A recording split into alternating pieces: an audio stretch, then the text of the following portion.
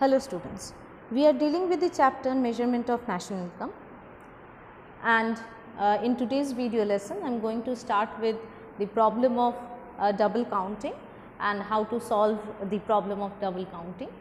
Then we will move up to some numericals, okay, because in the previous video lesson I told you the different steps to calculate national income with the help of value added method.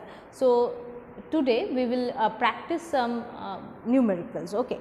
So, here let me start with the first topic, that is problem of double counting. This is first topic, means first topic of today's video lesson. Okay. So, problem of double counting. The term double counting means what? Means it itself, actually the term signifies that, or it means that we are counting something double times, means multiple times, more than one times. Okay. So, this is a problem mostly we are facing while we are calculating the national income, okay, or GDP or like that. So, double counting basically refers to counting of an output more than once while passing through various stages of production. Means we are having different steps actually, and in every stages or steps in production we require something, means a product, say suppose wheat. Okay, if we consider wheat in the flour mill, when it goes to the flour mill it becomes flour. That flour, when it moved down to the bakery shop, it becomes biscuit or maybe bread or like that. So, in all the processes the wheat was the initial thing, and if every time we keep on adding the value of wheat for each and every production, there will be a problem of double counting. I will explain you with the help of a diagram. See here, or rather with the help of a chart actually. See here, the farmer, the farmer who is producing what? Wheat, and the output, the total output that he has produced or she has produced is of means worth rupees 500, or the value of that output is 500. Okay. And the value of input, he or she was having those wheat seeds actually at his or her home, and that is why they are using those seeds. So, suppose the input value is 0. So, value added by the farmer is how much? 500 minus 0, that is value of output minus value of input, that is equals to 500. So, value added is this much. Okay. Now, when the farmer sells this wheat to the miller, miller means here the owner of the mill, flour mill, atta, okay, or maida, whatever you will say. So, when miller purchase it, or farmer sell it to the miller at rupees what? At rupees 500, because the total value of that output was 500. So, when miller means purchase that wheat, so it becomes the value of input, and once the miller get the wheat, he convert it into flour, and the new the product, means the which we get from that wheat, actually its value now become 700 rupees. So, the value added by the miller is how much? 200 rupees. Why? Because 700 is now the new value of output, and minus 500 rupees, that was the value of that wheat actually. Okay. Now, miller, after producing those flour, he sell it to the baker.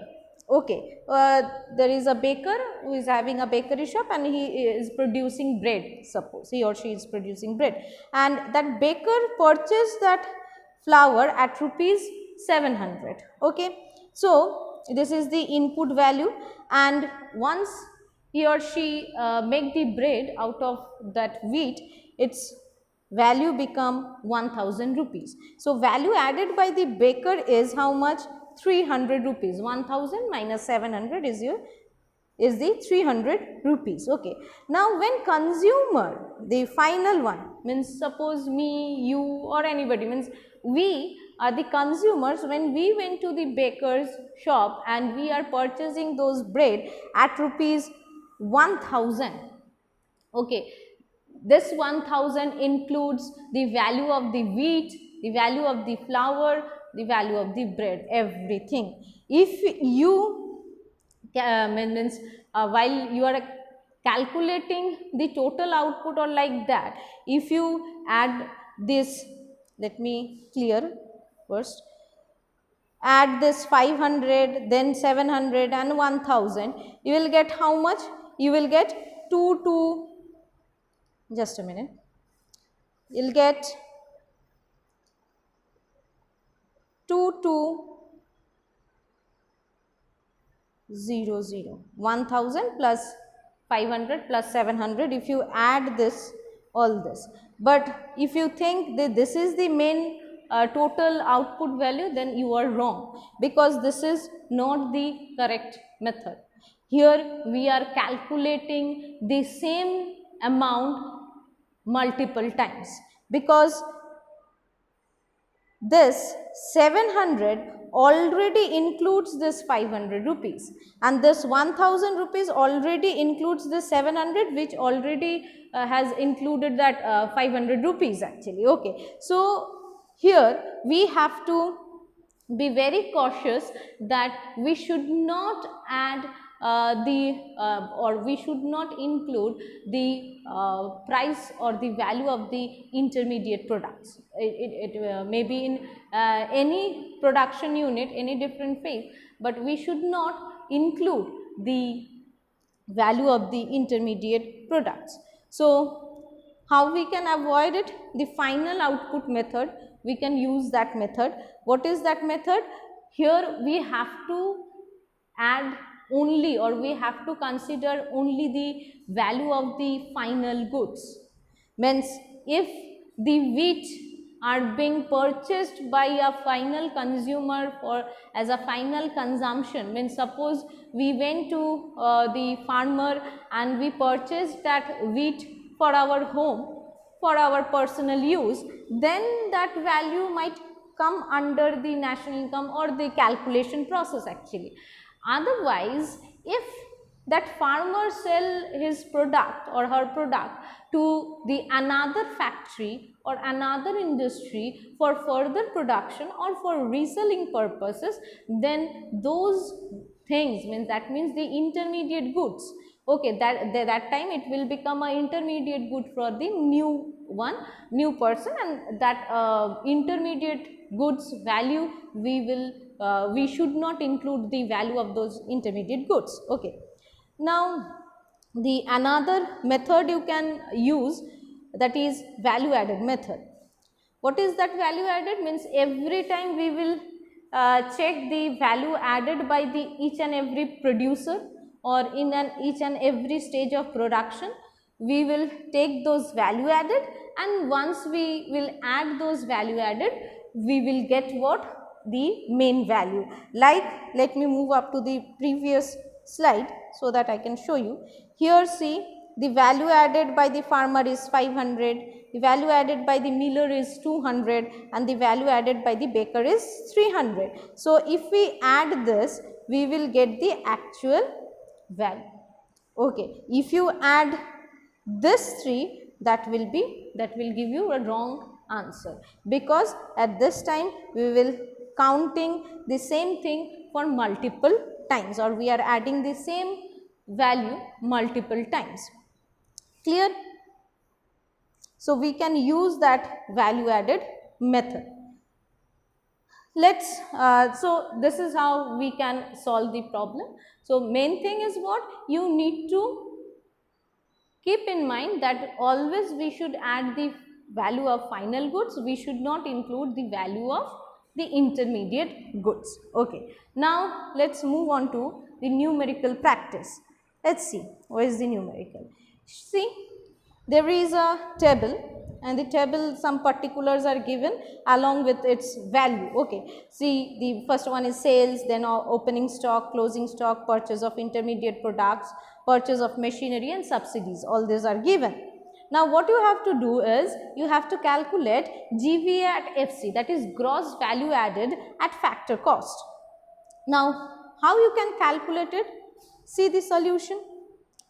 First of all, you have to find out the value of output, because see here value of output is not given directly.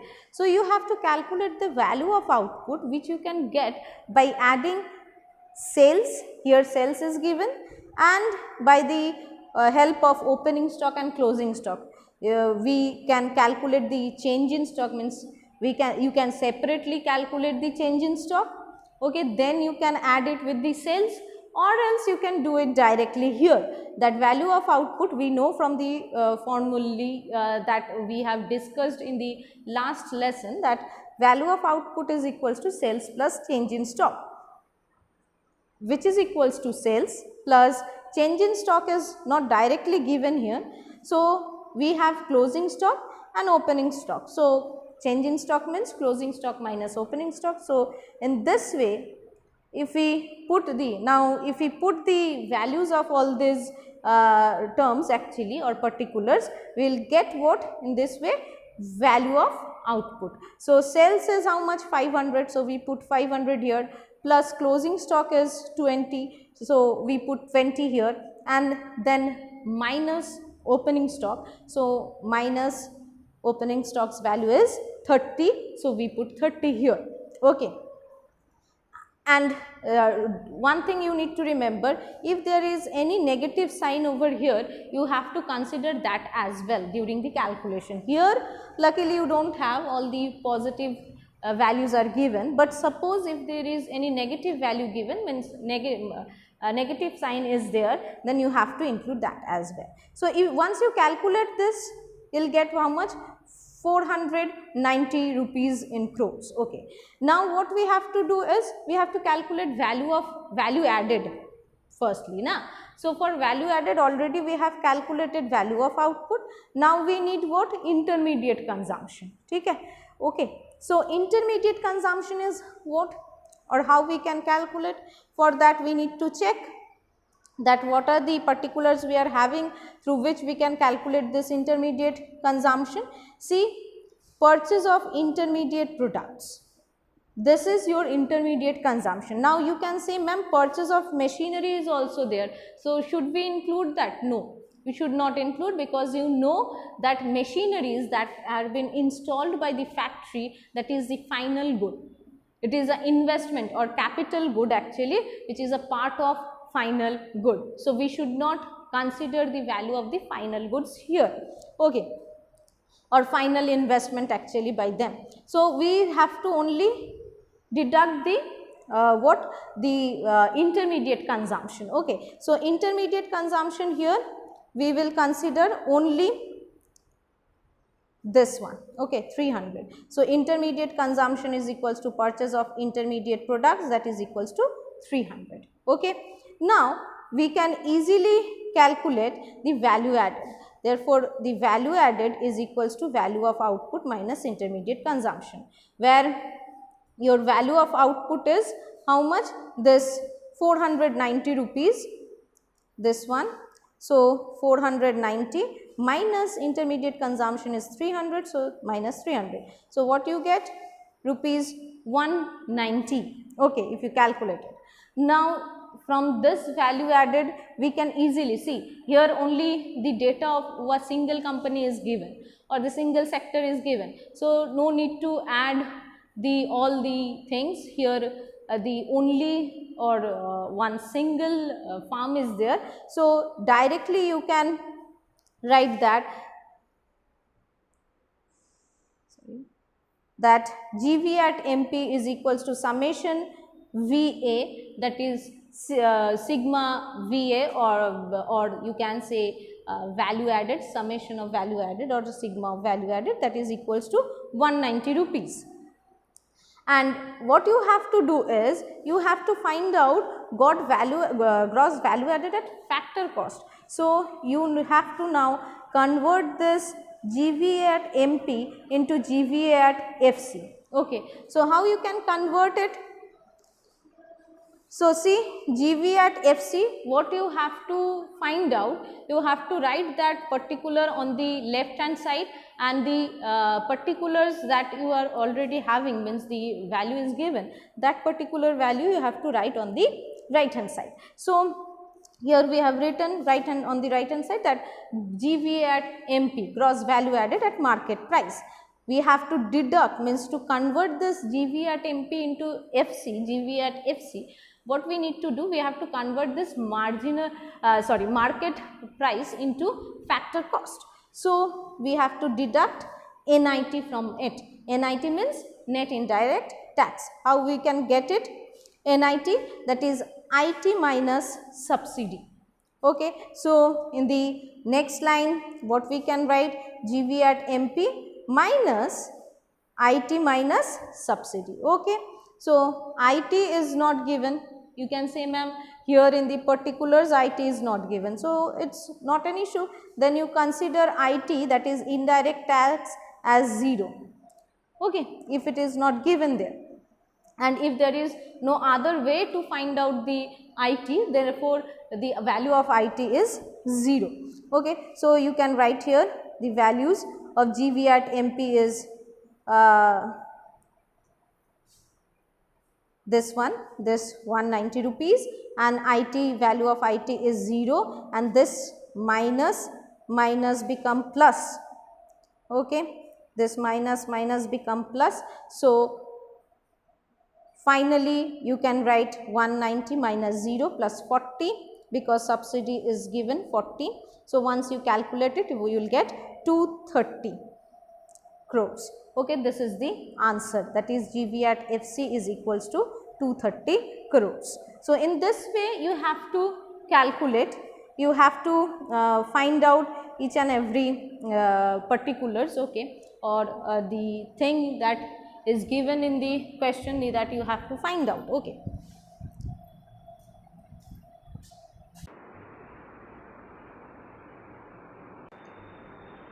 Now, let us move to the next numerical. See here, in particulars, sales by firm A to household, H stands for household here, is given. Sales by firm A to government is given, means firm A selling their product, means its product to household as well as the government. So, if we want to calculate the sales, we have to add both. Okay. In purchase by firm A is given. So, this is the intermediate consumption of firm A.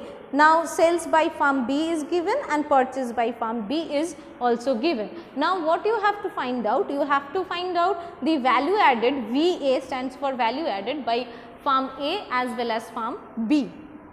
Okay. So, how you can calculate? See, value added by firm A, we know the formula is what? Value of output by the firm minus intermediate consumption by the firm. Now, see, in this slide the space is very limited, that is why I did not show you the calculation, separate calculation for the value of output and the intermediate consumption. But what you need to do while you will practice, you just separately calculate this. If not given, then separately calculate this value of output, separately calculate the intermediate consumption, then you put the value under this formula. Okay. Now, for the time being, just see, the value added by firm A is value of output by firm A minus intermediate consumption by firm A. So, value of output is how much? Sales by firm A to household and sales by firm A to government. So, we need to add this two. Okay. And then we have to deduct what? Intermediate consumption by firm A. So, if we put the value of all these particulars, what we will get? 3500, this is the value added by firm A. Okay. This one we will get. Now, next we have to calculate again value added by firm B as well. So, for that again the formula will be the same, but Here the name of the company will be what? B. So, here value of output by firm B minus intermediate consumption by firm B. So, here sales by B minus intermediate consumption by B. Okay. So, sales by B, B is selling its product to, means the total sales is given here. Here no the separately given that B is selling to the means X, B is selling to Y, like that. So, the total sales is already given. So, we can put the value of total sale by B, that is 2000 rupees, and intermediate consumption by B is 1200. So, 2000 minus 1200, how much we will get? 800. So, value added by firm A is 3500 and value added by firm B is 800 rupees in crores. So, in this way you can calculate the value added for each firms. If there is suppose firm C, you can similarly you can calculate the value added by the firm C. Okay. So, in this way you just go through the numericals that you are having in the book. Okay. There is some examples as well as some unsolved practicals. So, do practice all the numericals. If you have any queries, you can ask me in the online class. For this time being, thank you students.